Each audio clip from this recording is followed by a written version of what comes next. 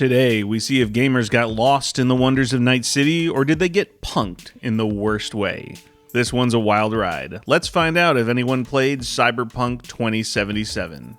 Ladies and gentlemen, welcome. I am BD, and this is Did Anyone Play, a series where we investigate, analyze, and determine the truth about how much gamers have actually played a game like Cyberpunk 2077.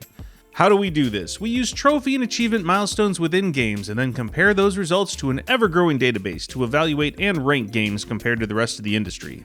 Using objective data and statistical comparisons, we can draw conclusions. We aren't reviewing the game in a traditional sense. Our goal is to provide analysis that can be better used to understand player preference while ignoring game sales and hype to ensure we see reality as it truly is. Please drop a like or a sub to the channel if you want more of these types of videos. We're just starting out, so anything you do is very much appreciated, and a quick spoiler warning as we may be talking about some elements of late game progression. So let's find out if anyone actually played Cyberpunk 2077 on Xbox, PS4, PS5, and Steam. Remember that all percentages we'll be talking about here come from the total number of players that have actually launched and or played the game, not bought the game, so the results are a full reflection on how gamers played Cyberpunk 2077. The first milestone that players will likely reach is called the Fool. This milestone is the first story-related milestone a player can unlock during the prologue section of the game. After a tutorial section, you can choose to continue VR training or exit the simulator.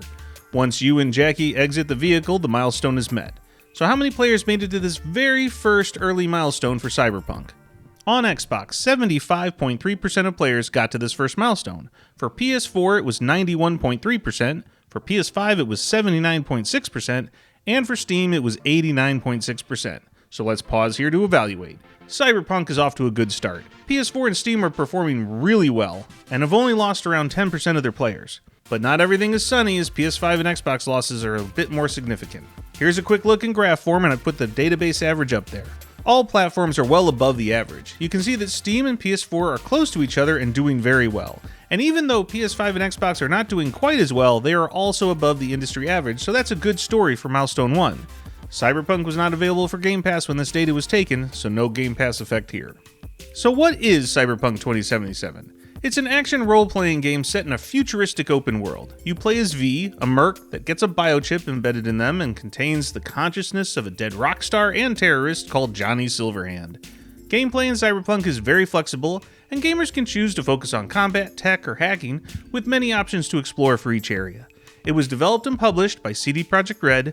Cyberpunk released for Steam, PS4, and Xbox in December of 2020, and for PS5 in February of 2022. The second milestone all players would likely reach is called the Lovers. This is awarded after a player completes the mission called the Heist. How many players are still enjoying Night City at this point? So for Steam, 71% of players remain. PS4 is at 61.9%, PS5 has 56.7% left, and Xbox is at 52.7%. Here, PS4 is taking a bit of a dramatic drop, but still staying above average. Steam is holding strong in the lead. But for Xbox, almost 50% of the original player base is gone before this critical mission. We'll have to see how this plays out. It's always good to understand the competition a game was up against when it launched. What was happening around December 10th, 2020 in the gaming world? Well, titles like Immortals Fenyx Rising, State of Decay 2, and Puyo Puyo Tetris 2 came out around this time on the platforms. Looking at Google Trends here, we see that Cyberpunk 2077 in blue is completely dominant at the time of release. So hype was big for Cyberpunk, but it was also clear that competition was very weak.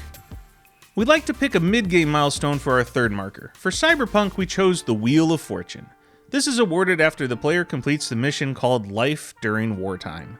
How many players are left at this point in the game? For Xbox, it's 38.2%. On PS4, we have 42.2%.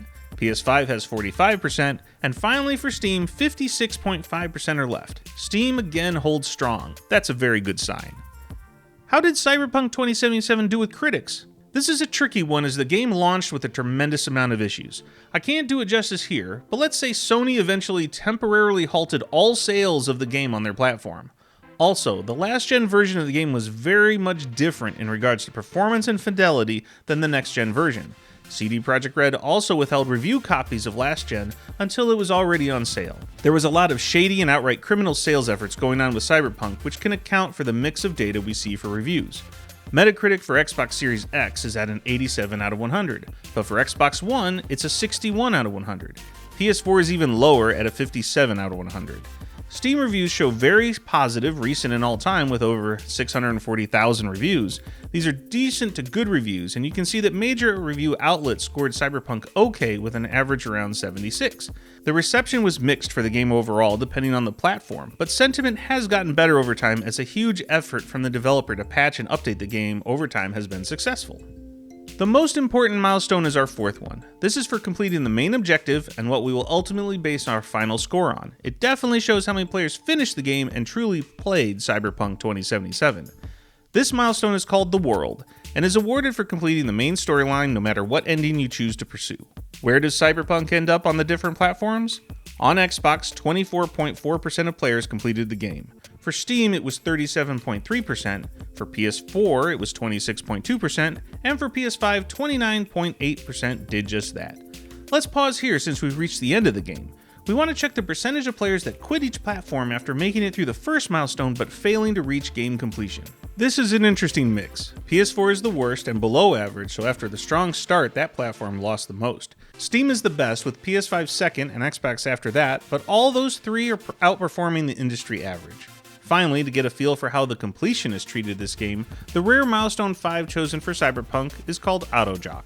This milestone can be achieved if the player buys all the vehicles that are available for purchase in the game. For Xbox, we see that 2.3% of players reach this milestone. For PS4, it's at 2.9%, PS5 is at 5.2%, and for Steam, 7.5% of players did it.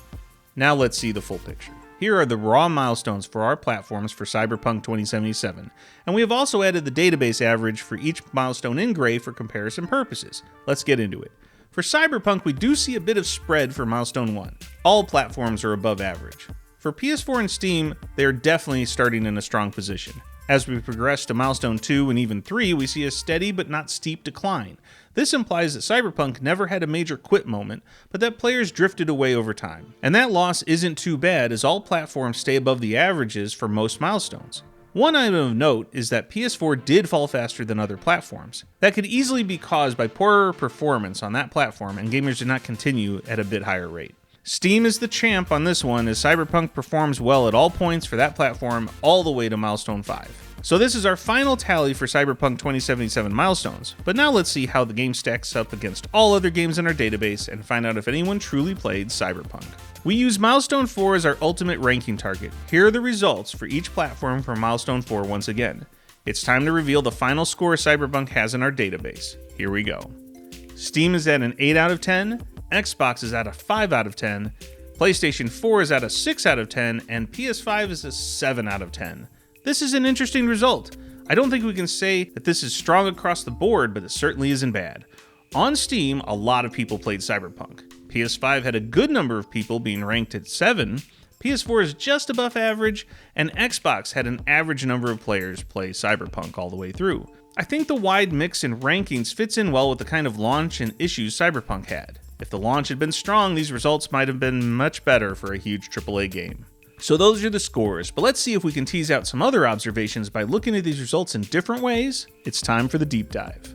Let's start with progressive player loss. Each milestone shows how many total players have stopped playing the game at that particular point.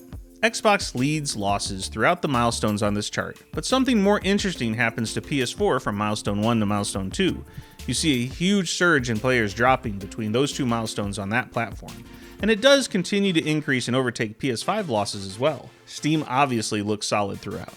Moving on, we can look at milestone player retention.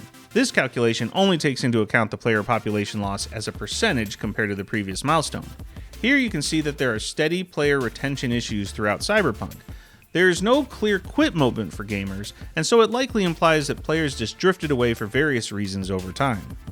How about completionists? How did the rarest milestones shake out on the different platforms? Here we see Steam take nearly 42% of the results, with PS5 next highest at 29%, and Xbox last but still taking nearly 13%. Finally, we check on early versus late game retention. When you read a chart like this, the best performers are further away from the center of the circle.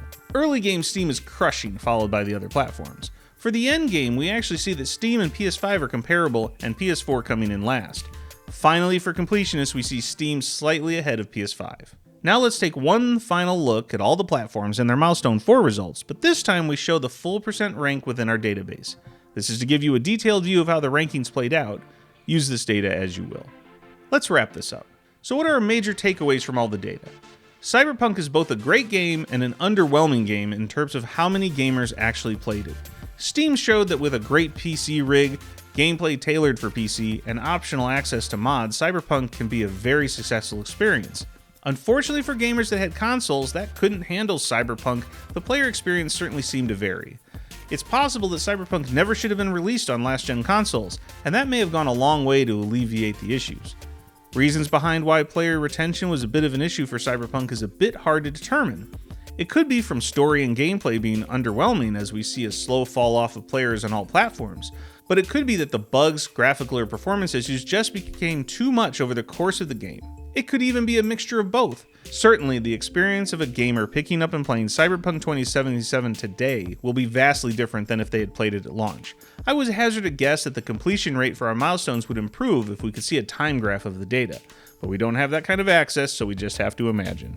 I truly believe that a AAA game with a huge budget and massive marketing push, not to mention so much hype, should ultimately deliver a better experience, and so would result in a much higher ranking against other games in the industry. The shady release strategy, hiding performance issues on certain platforms, and launching a bug-ridden game far earlier than it should have didn't help with the impressions gamers would have of it.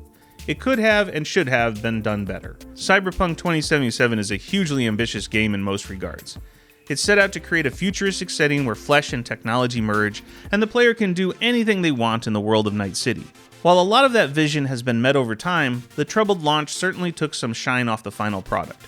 Gamers on Steam truly played this game, and even PS5 provided a good showing. But PS4 and Xbox underperformed for a AAA release of this magnitude. And for Xbox, perhaps, if just the next-gen data was available, we would see a different story. This could simply be a case where Cyberpunk should have been on PC and next-gen only. That might have made all the difference. Hopefully, this data can inform better outcomes in the future. I think Cyberpunk is a cautionary tale we've seen too many times before, where a game that is released too early is forever a tarnished one. Better to be late than to be buggy. And that's a wrap. If you enjoyed this video, don't forget to do all the YouTube support stuff. I'd love to read any comments you have down below. What conclusions did you all take from this data? And of course, feel free to suggest the next game we should look at to determine if anyone played it.